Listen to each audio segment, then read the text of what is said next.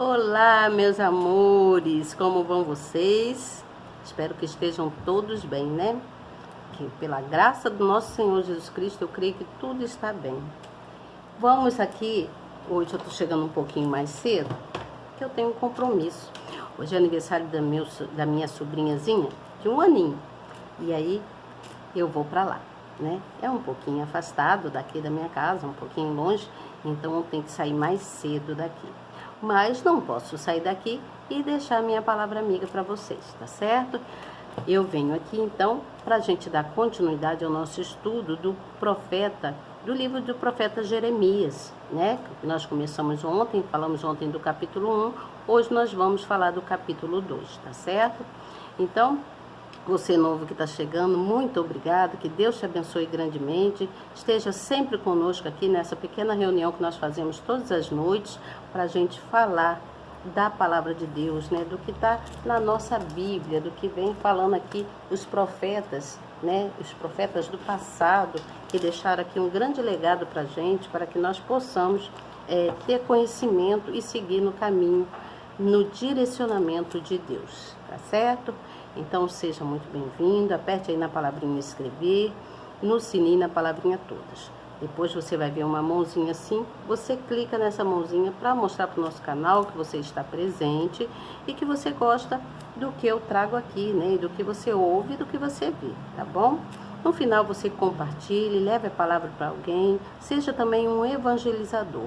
Cumpra com a sua missão, porque cada um temos uma missão. Se Deus te deu essa missão e me deu a missão que eu estou levando para vocês, e vocês vão repassar essa missão para outras pessoas, vão passar essa palavra amiga para outras pessoas, aqueles que estão mais empobrecidos de espírito, que precisam ouvir a palavra de Deus, tá bom? Então sejam todos agraciados, sejam todos abençoados pelo poder divino Espírito Santo e transmita a palavra de Deus para as outras pessoas, tá bom?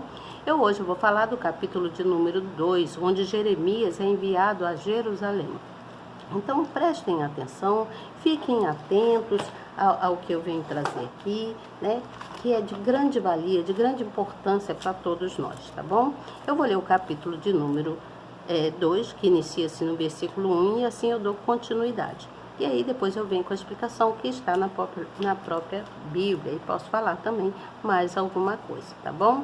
Então no versículo 1 inicia-se assim: veio a minha palavra do Senhor dizendo, vai e clama aos ouvidos de Jerusalém dizendo, assim diz o Senhor, lembro-me de ti, da piedade da tua mocidade e do amor do teu noivado, quando me seguias no deserto, numa terra que não se semeava. Então Israel era santidade para o Senhor, e as primícias da sua novidade. Todos os que devoravam eram tidos por culpados. O mal vinha sobre eles, diz o Senhor. Ouve a palavra do Senhor, ó casa de Jacó, e todas as famílias da casa de Israel. Assim diz o Senhor, que justiça acharão vossos pais em mim, para se afastarem de mim, indo após a vaidade e tornar-se-ão levianos? E não disseram, onde está o Senhor que nos fez subir da terra do Egito, que nos guiou através do deserto, por uma terra árida e de covas, por uma terra de sequidão e sombra de morte, por uma terra pela qual ninguém transitava, na qual não morava homem algum? E eu vos introduzir numa terra fértil para comerdes o seu fruto e o seu bem. Mas quando nela entraste, contaminaste a minha terra, e da minha herança fizeste uma abominação. Os sacerdotes não disseram, onde está o Senhor? E os que tratavam da lei não me conheciam. E os pastores prevaricavam contra mim. E os profetas profetizavam por Baal e andaram após o que é de nenhum proveito. Portanto, ainda contenderei convosco, diz o Senhor, e até que os filhos dos vossos filhos contenderei, pois passai as ilhas de Quitim, e vede, e enviai a Quedar, e atentai bem, e vede se jamais sucedeu coisa semelhante. Houve alguma nação que trocasse os seus deuses, ainda que não fossem deuses? Todavia o meu povo trocou a sua glória por aquilo que é de nenhum proveito. Espantai-vos disto, ó céus, e horrorizai-vos.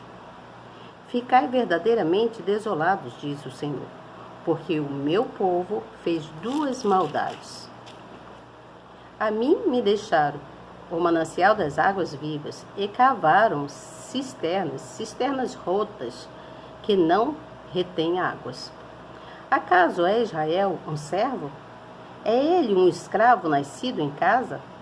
Por que, pois, veio a ser presa?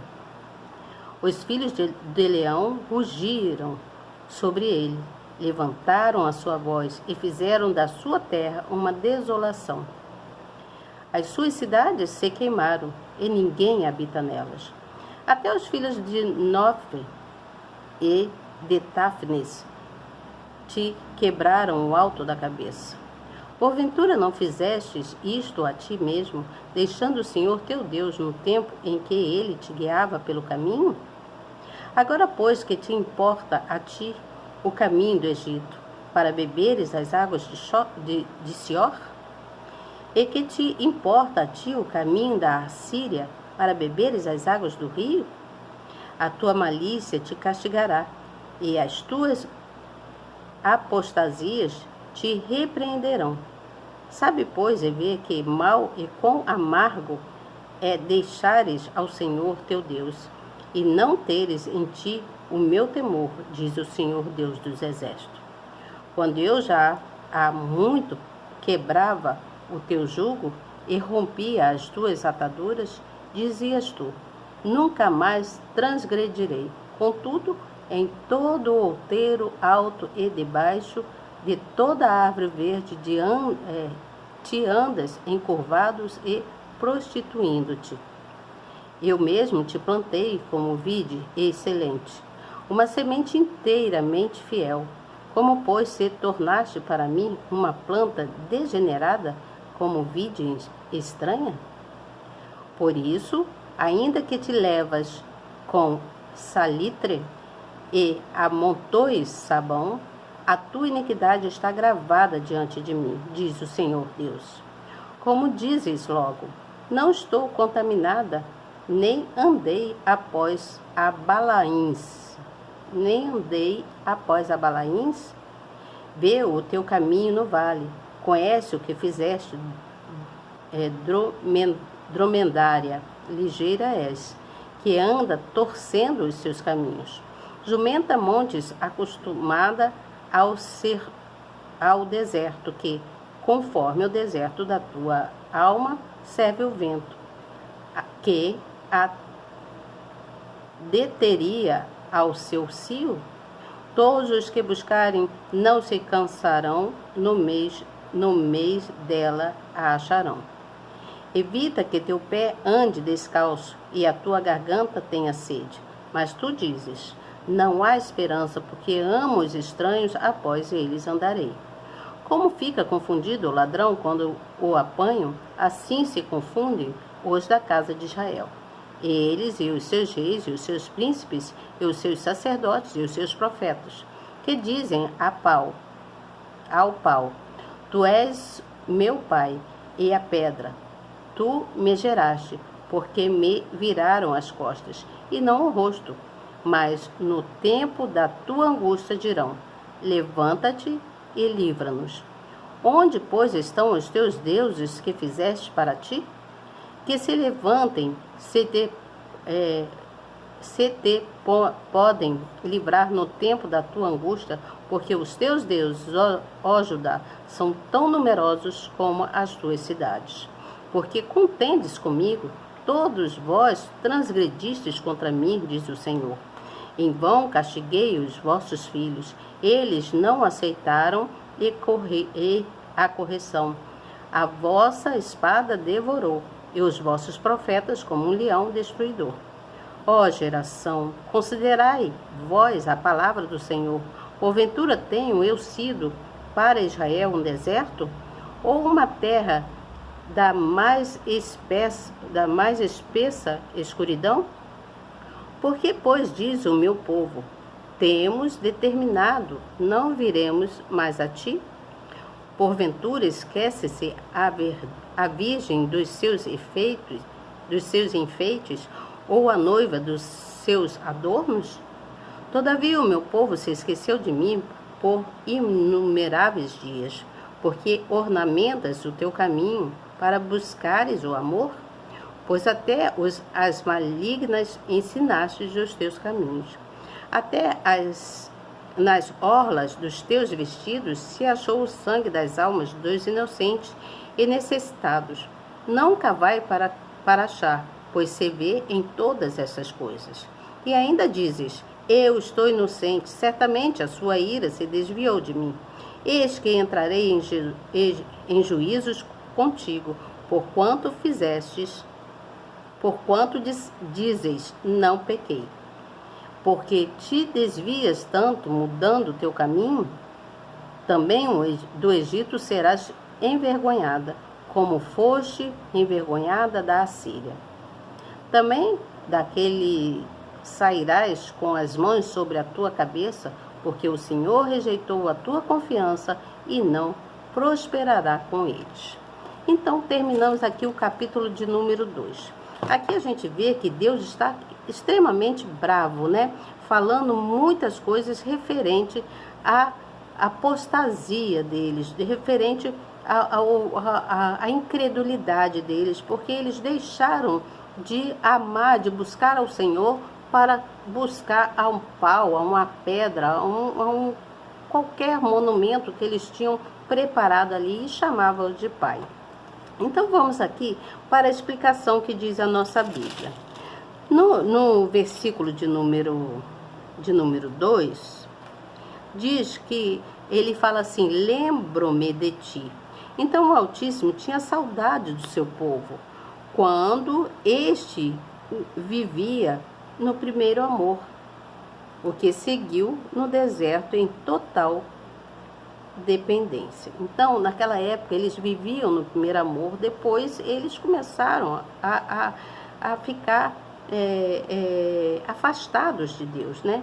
E aí diz assim, a mocidade diz respeito ao período em que os hebreus foram libertos da escravidão e firmaram aliança com o Senhor Deus, né? O Senhor eterno, no Monte Sinai.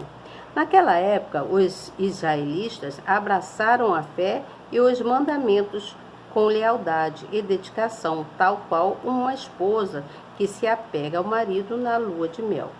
Mas, com o passar dos anos, o povo se rebelou contra ele, e a sua fidelidade ficou apenas na memória de Deus. Isso representa bem aqueles que hoje perdem a sua devoção inicial com Deus. Porém, até fazer parte de uma igreja, podem até fazer parte de uma igreja, mas são frios e indiferentes às questões espirituais. Se você se encontra nessa situação, saiba que o Altíssimo tem saudade da sua pureza, das suas orações, dos seus fervores, da sua dedicação para com Ele e da sua sede em aprender da sua palavra, aquilo que ele ensinava, aprender do amor dele continuamente, né? Mesmo diante de alguns problemas. Portanto, arrependa-se e volte aos seus braços. Então aqui Deus, aqui há uma explicação muito bem clara, que aqueles que são pecadores, aqueles que se esqueceram de buscar o nosso Senhor, devem se virar para Ele e buscar a voltar para os braços dele, porque Ele é a única proteção, Ele é a nossa única segurança, que eu já falo isso há tantas e tantas vezes, né? E aqui diz que Israel era santidade para o Senhor. Aos olhos do Altíssimo, Israel representava as primícias, isto é, a parte mais valiosa da colheita. As primícias eram consagradas ao Senhor e entregues aos sacerdotes, Portanto, cabia a Israel se dedicar a Deus e cumprir os seus propósitos. Com isso, todos os que se atrevessem a se levantar contra a nação seriam considerados culpados, pois a fidelidade espiritual do povo lhe concedia total proteção. Você entendeu isso aqui? Está muito claro, não está? Então, vem falando também sobre os que tratavam da lei, né? Eles tratavam da lei, mas não conheciam a Deus, que faziam as coisas de qualquer maneira. Então os sacerdotes e os profetas e as lideranças de Israel se corromperam, abandonando o único e verdadeiro Deus e o compromisso de ensinar e guiar o povo até ele. Olha o que eles fizeram. Então é fácil conhecer as escrituras sagradas de forma teórica e não conhecer o seu autor. Olha só. Há pessoas que carregam o nome de servo, têm o discurso de servo, mas nada têm de Deus. Existem muitas pessoas assim, não é mesmo? Ao contrário, vivem apenas interessadas em si, pois não têm complacência com aqueles que sofrem. E, em vez de levarem a palavra de salvação, levam o engano, como fazia os religiosos daquela época lá, da época de Jeremias. Você entende? Então, nós entendemos aí que Israel, ele passou a beber das águas do Egito, lá da Assíria lá. Isso significava que a nação buscou aliança política com povos estrangeiros, com outros povos, e embora houvesse sido determinado que eles não fossem, né? Deus falou que era para eles não ir, mas eles foram assim mesmo e fizeram aliança com outros povos estrangeiros. Então, o Altíssimo, ele está usando de metáforas para fazer Israel entender, na época, que estava sendo infiel a ele. Ele usou de muitas metáforas, né? Ele falou de pau, de pedra, né? De outras coisas, para que a nação compreendesse a sua deslealdade para com o Senhor eterno. Então eles foram utilizados, ele utilizava algumas ilustrações. Ele falava das esposas, né? Que se tornaram prostitutas. Ele falou de coisas, de sementes, né? Que foram semeadas de forma errada. Mas também ele fala da semente pura e da videira, que foi escolhida pelo próprio Deus, né?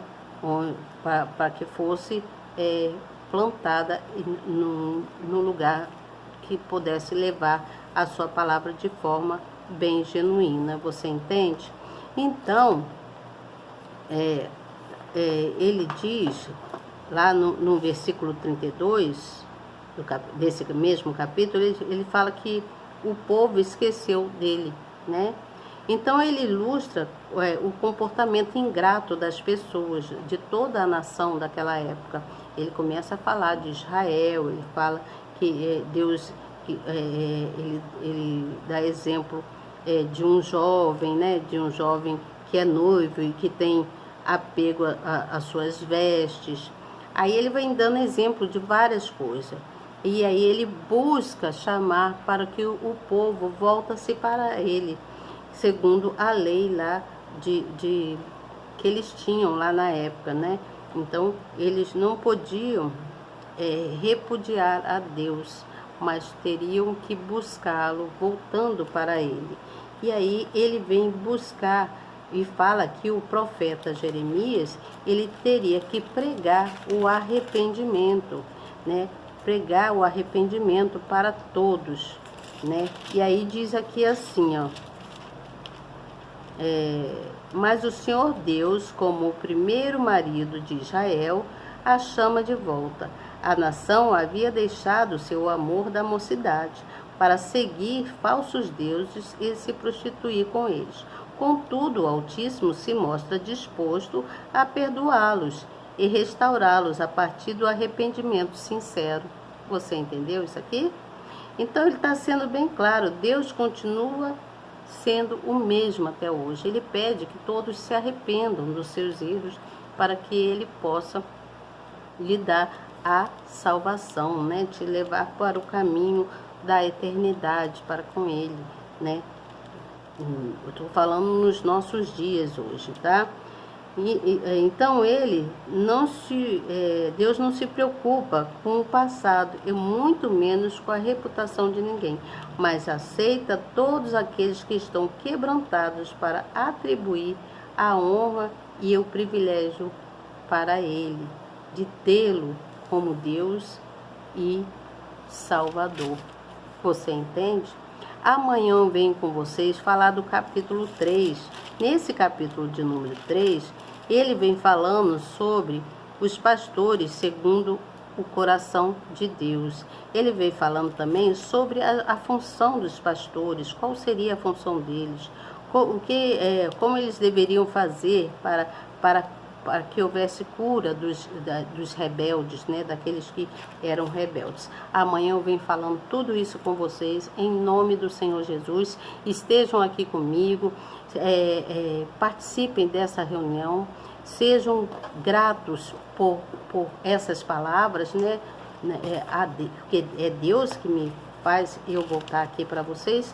Sejam gratos por tudo que Ele tem feito nas nossas vidas. Devemos agradecer ao nosso bom Deus, porque Ele nos ama. Ele não deixa os seus filhos perdidos. Ele procura dar aos seus filhos todo o ensinamento necessário para que os seus filhos venham seguir, né, no direcionamento dele, buscando por Ele, adorando, né, se arrependendo dos seus erros, dos seus pecados. Devemos fazer isso para que nós possamos ter a nossa salvação eterna, porque somos todos errantes. Por mais que a gente não queira errar, a gente às vezes comete alguns deslizes, e para não ficarmos no pecado, devemos pedir ao Senhor que tenha misericórdia de nós, nos perdoe e nos ajude a seguir no direcionamento certo, com justiça, com a justiça que nós deveremos ser pessoas justas, honestas, amorosas, compreensivas, né, respeitosas, para honrar o nome de Deus e para a nossa honra também, tá certo? Então, até amanhã, se Deus quiser, e eu tenho certeza que Ele quer. Boa noite para vocês. Tchau.